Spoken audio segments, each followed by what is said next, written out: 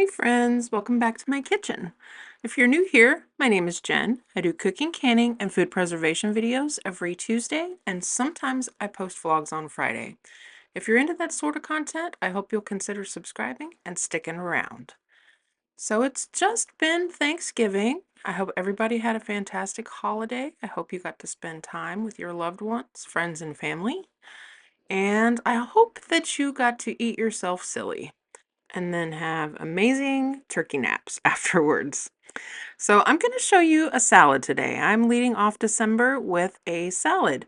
This would be a wonderful dinner for the follow-up to Thanksgiving, or this would make an amazing centerpiece to your holiday table for the end of December.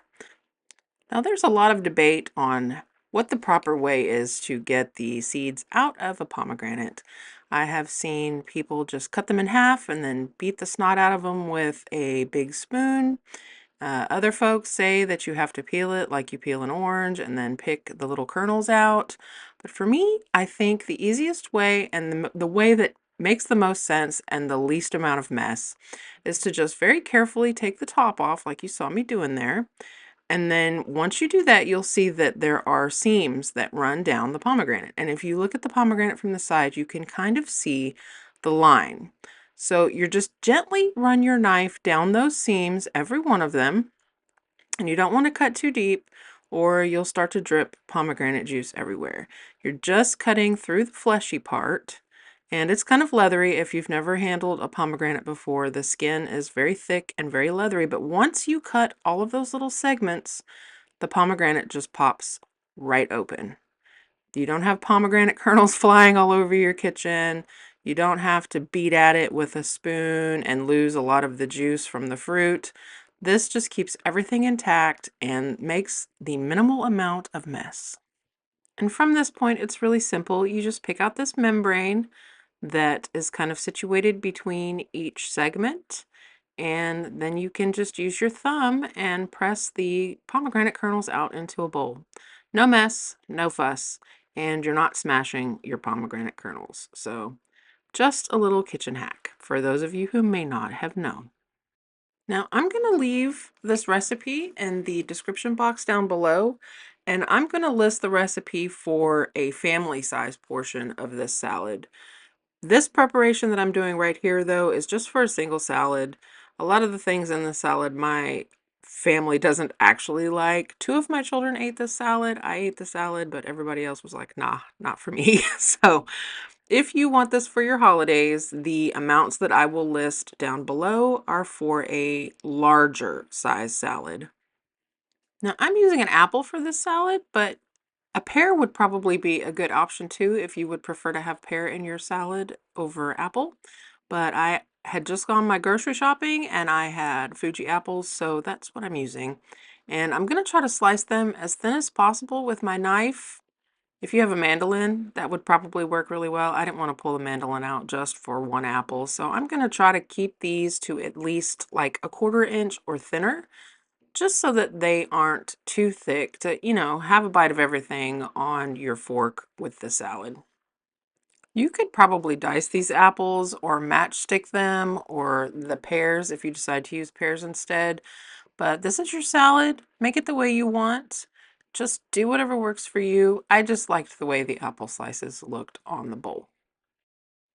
And once I get all my apples sliced up, I am going to go ahead and squeeze over a little bit of fresh lemon juice just to keep the apples from turning brown. I imagine you'd probably have to do this for pears as well. You can also just soak them in cold water. That helps if you don't want the flavor of the lemon. But I think the citrus just adds something really nice to it. Winter is kind of gloomy, and something about citrus just brightens everything right up. You can use whatever kind of nuts you like, pine nuts, walnuts, pecans, cashews. I think any of those would be really nice. If you have a nut allergy, obviously you want to omit that. But I decided to just be a little extra on this day and use pecan pralines. And because they were pretty big, I'm just running my knife through them to make them just a little bit smaller to go on top of my salad.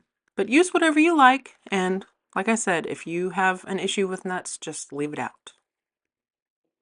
And that was the hardest part, was just basically those few things that we did at the beginning.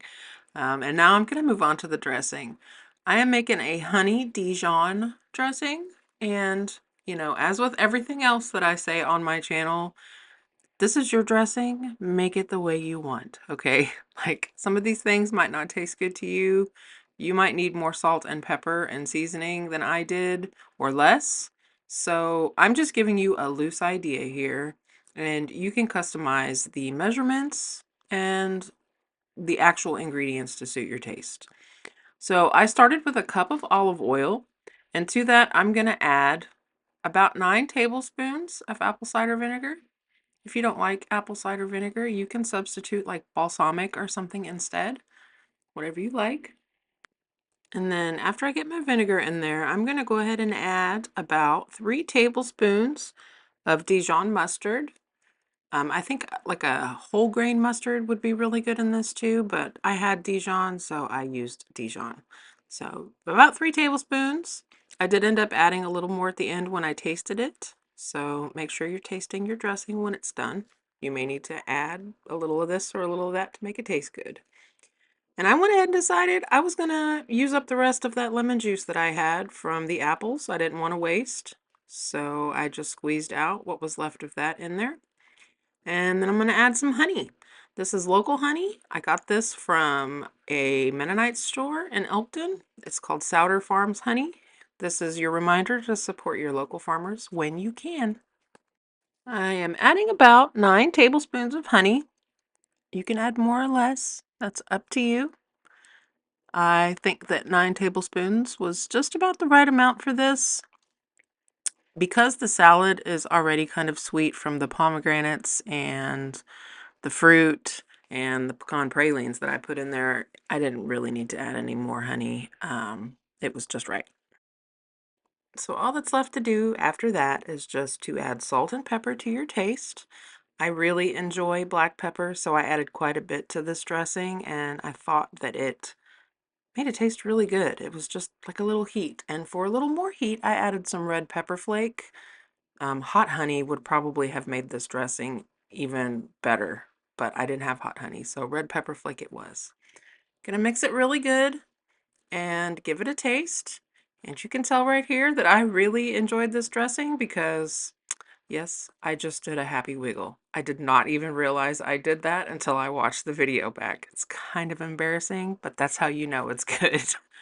So I decided it needed just a little bit more vinegar and a little bit more mustard, and I was going to give it another shake again and taste it, and it was just right.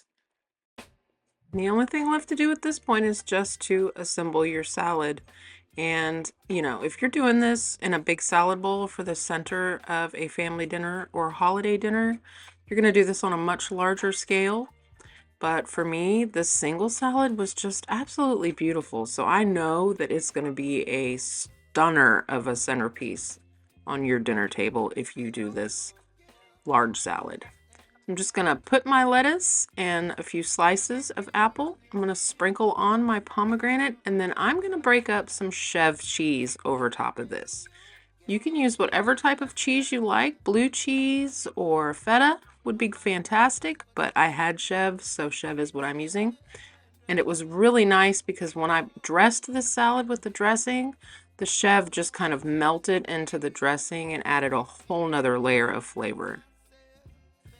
I'm just going to add my pecan pralines to the top, and that is it for this salad, folks. I really hope that you'll consider adding this to your holiday menu or your dinner rotation. And if you do give this salad a try, please leave me a comment down below and let me know what you thought about it or how you changed it to suit your family's needs. Did you use a different dressing?